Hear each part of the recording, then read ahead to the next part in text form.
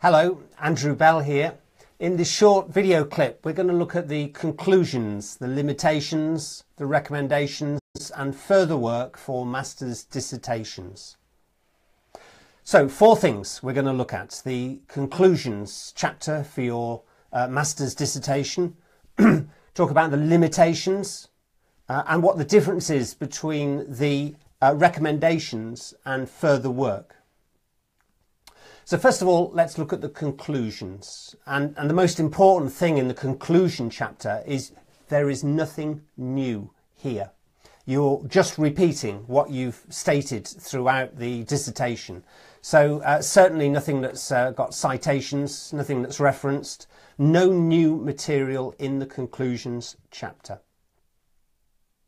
Now remember that perhaps your master's dissertation has got a second assessor or a second supervisor or a moderator or an external examiner, and what they might do to judge the quality of your work is they might just read the abstract, the introduction and the conclusion chapter.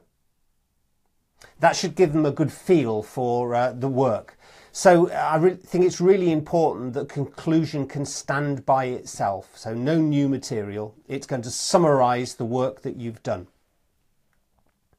Now the biggest tip I can give you for the conclusions chapter is to repeat the objectives word for word, absolutely identical. The objectives that you stated in chapter 1, repeat them in the conclusion chapter.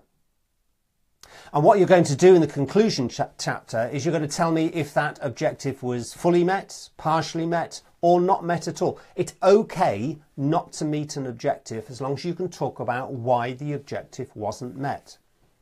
So was that objective fully met? Where was it fully met? Where in the dissertation can I find evidence that this objective has been met? Does that come out of the literature review?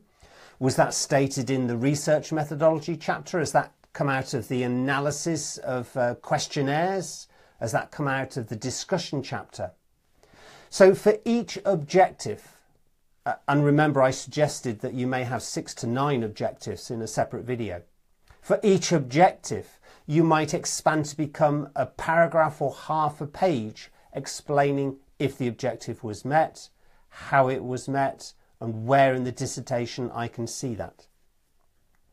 So this is the biggest reason that I complain about dissertation conclusions, is that there's no reference back to the original objectives. In fact, many marking schemes are looking for that. Does this reflect back to the original objectives? So the second thing that needs to be right at the end of your dissertation is something about the limitations. What were the limitations of your research? You can say you were limited by time, and maybe time has stopped you doing deeper research or finding more case studies. Maybe a visit to your case study company is impractical because of time or budget. So it's limiting your ability to do a good research. Maybe you were limited in access to people to interview. Maybe people cancelled their interviews, important people.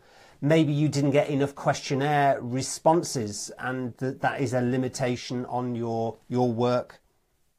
What you're doing is you're clearly saying that your research isn't perfect here, and you know what the limitations are. Maybe you're limited to looking at only English language papers. That's a very good and generic limitation that academics often put in.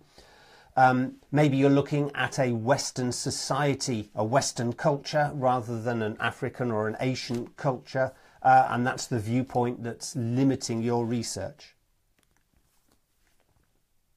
Thirdly and fourthly, we're going to look at the difference between recommendations and further work. Recommendations are something that you're going to do as a direct result of your research. What's going to change? And they're aimed at the situation that your research is done, the client or the company if you've done it for a particular company. Whereas the further work is looking at things that haven't been researched yet. So it's not a recommendation because it's something you've discovered. It's something that you think, well, actually, this needs a bit more work done on it. And it's aimed at other students and other academics that they can look at in the future. So the recommendations, as a result of this research, you suggesting that something needs to change, something needs to be implemented. Maybe you suggest that something is communicated or published more widely. You're suggesting, you're recommending what needs to change as a result of your research dissertation. The further work is identified research that you have not done. It could be some research findings that were not part of your original objectives. Something that's cropped up in the literature review that you thought, hey, hang on, this is odd. These people aren't agreeing with each other on this topic, but it's not part of your objectives to find out why, but it's something that somebody else could do in the future. So it could be some incompleteness or limitation of your research that means that somebody else could carry it on and go further in it. So very briefly, we've looked at what should be in the conclusion chapter for your master's dissertation. Repeat the objectives is the number one tip. Comment on, were the objectives met? How were they met? Where in the dissertation can I see that they have been met? Talk about the limitations of your research. What are the limitations? What prevents your research being perfect? Suggest recommendations. From your research, recommendations can be made. And suggest further work that could be done that wasn't part of your original research, but your research is suggesting it can be done. And those four things, don't leave it to the end of your dissertation. As you're doing your literature review, start making notes. Oh, this is something that perhaps is meeting my objectives. Oh, this is something that I could talk about as potential further research because it doesn't help my objectives. This is a recommendation that I want to make. So start adding notes into these sections right from the start of your research writing process, and then this will be an easier section to write. Thank you for listening.